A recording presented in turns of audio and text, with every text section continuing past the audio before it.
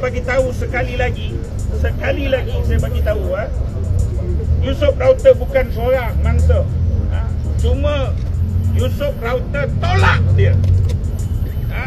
Sehingga akhirnya Yusof Router dipukul oleh kumpulan-kumpulan budak-budak muda back-kepit di pejabat Anwar Ibrahim di Bukit Gasing. Itu rekod. Kamu tuduh Yusof Router macam-macam. Akhirnya Yusof Router saman pejabat Anwar Ibrahim, dia menang 200,000. Kena ingat rekod dia. Yusof Router saman pejabat Anwar Ibrahim, menang 200,000. Yusof Router lalui poligraf, ujian poligraf. Dalam keadaan diorang nak kenakan Yusof Router kerana aduan palsu, Yusof Router jalani ujian poligraf, ujian penipuan. Bukan dekat tepi jalan, bukan dekat tepi longkang. Dia jalani ujian tersebut di Bukit Aman.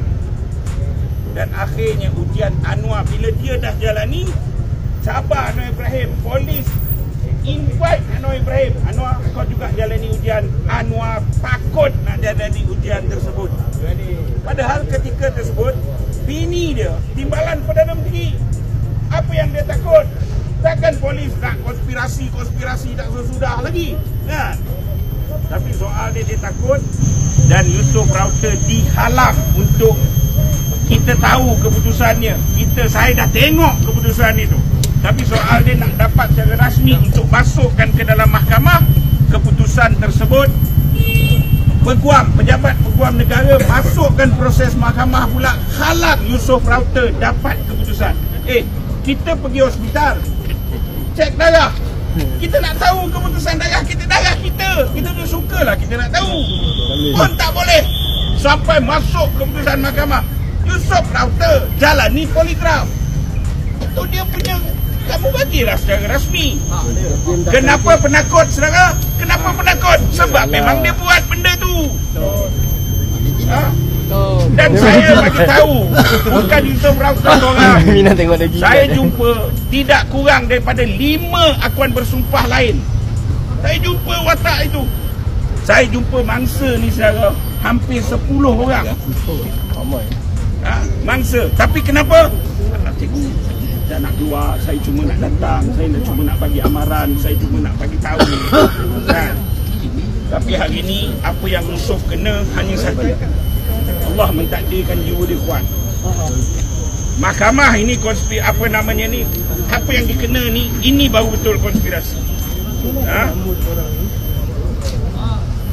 Dengan harapan dia surrender saman dia dalam kes kes benda tak senonoh dia. Tapi ternyata dia kuat. Kamu kata Mahathir bayar Yusof Router, semua orang ni Yusof Router. Ni bukan soal bayaran tau. Tahu tak apa hukuman kalau Yusof Router berdepan ni? Gantung sampai mati.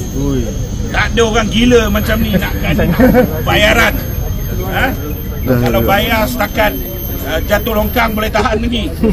Gantung sampai mati. Saudara, kalau kita cakap soal lawyer, peguam, semalam kita ulas. Peguam ni, peguam Se-Azri, peguam ni juga peguam Cikgu Bat, peguam ni juga peguam Tun Dr. Mahathir, peguam ni juga peguam kepada Rafiq.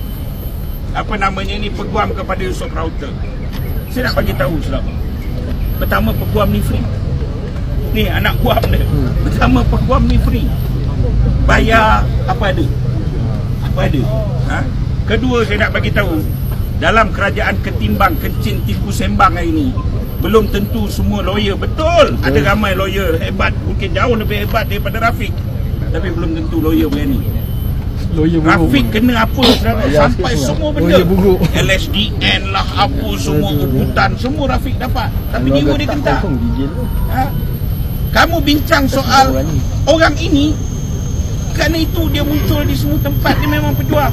Tapi saya nak tanya, DPP Yusof Router hari ini, pendakwa raya Yusof Router hari ini, timbalan pendakwa raya yang samalah yang berdepan dengan Se-Azri, yang berdepan dengan saya, yang walaupun orang yang buat report dah tarik,